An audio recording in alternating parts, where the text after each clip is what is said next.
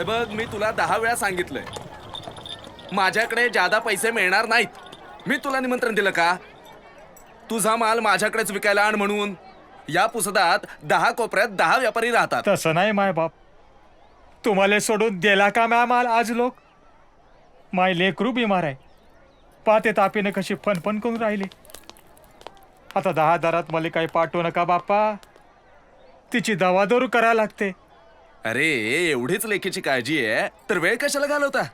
हा, मी जो भाव देतो तो घे आणि घेऊन जा लेकीला. पण 50 रुपये दक्की बंडी.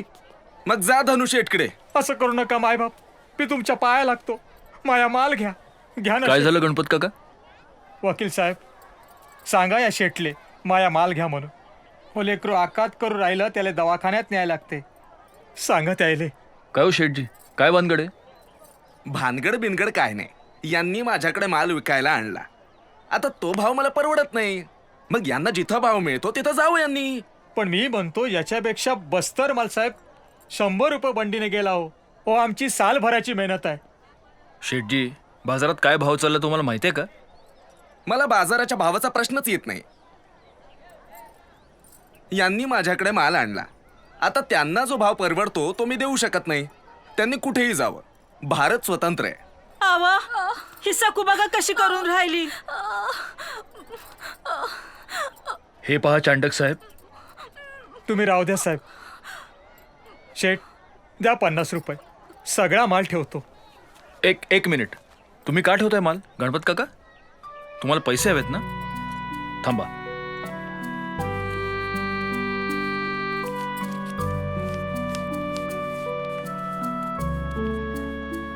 हे ठेवा.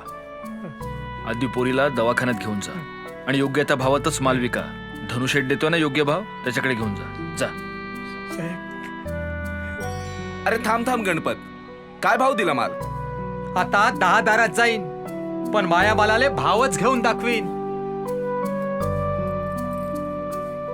गांधीजींच्या स्वप्नातला भारत हा नक्कीच नाहीये चोंडीकर.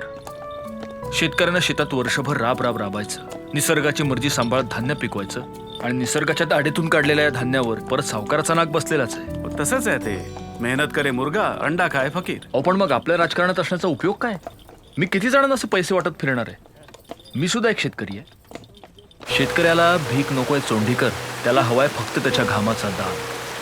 शेतकऱ्यांचं हे शोषण थांबायला हवं आहे. त्यासाठी काही गोष्टी डोक्यात आहेत माझ्या. कारण इथला शेतकरी सुखी असेल तरच आपला भारत समृद्ध होईल. त्यासाठीच तुम्हाला मी इथे आज आणले चोंडीकर. इकडे थांबव रे बाबा, थांबव.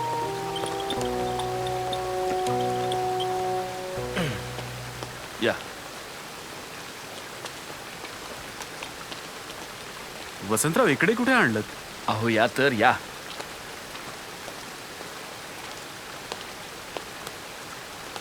आता हे आपलं पुसद शहर तिन्ही बाजूनी नदीनं वेढलेलं आहे. 24 एकरांचा सर्वे आहे सगळा. यासाठी नगरपालिकेचा ठराव आहे. कशासाठी? स्वतंत्र भारतात एका नव्या पुसदसाठी. आपलं शहर सगळ्या बाजूंनी गावांनी वेढलेलं आहे. त्या सगळ्यांची बाजारपेठ आहे. त्यामुळे पुसदचा विकास हा व्हायलाच हवा. एक असं नवं पुसद जिथे स्वच्छ सुंदर रस्ते असतील, घरं असतील, पाणी योजना असेल, मुलांसाठी शाळा कॉलेज असतील आणि सगळ्यात महत्त्वाचं म्हणजे शेतकऱ्यांच्या हक्काची बाजारपेठ असेल. जिथे शेतकरी हक्कानं आपला शेतमाल विकायला आणते. शेतकऱ्यांचं एक हक्काचं मार्केट, ग्रेन मार्केट. जिथे शेतकरी मालक असेल आणि व्यापाऱ्यांमध्ये स्पर्धा असेल, म्हणजे शेतकऱ्याला योग्य भाव मिळेल. शेतकरी हा देशाचा कणा असतो. तो गावात राहतो. शहरांनी गावांना मजबूती मिळवून दिली पाहिजे. तुम्ही इथे बसलेली सगळी मुलं आपल्या भारत देशाचे भावी नागरिक आहात. अनेक लोकांच्या बलिदानानं आपल्या देशाला स्वातंत्र्य मिळालं. ते टिकवण्याचं काम आता तुमच्या हातात आहे. आज या इथे बापू मॉन्टेसरी स्कूल ही शाळा उघडलेली आहे. ते गाव विसरण्यासाठी नाही, तर ते टिकवण्यासाठी. तुमच्यापैकी अनेक लोक वकील होतील, इंजिनियर होतील, डॉक्टर होतील. पण तंत्रज्ञान हे फक्त शहरापुरतं मर्यादित नसावं. त्याचा फायदा, त्याचा उपयोग गावालाही व्हावा.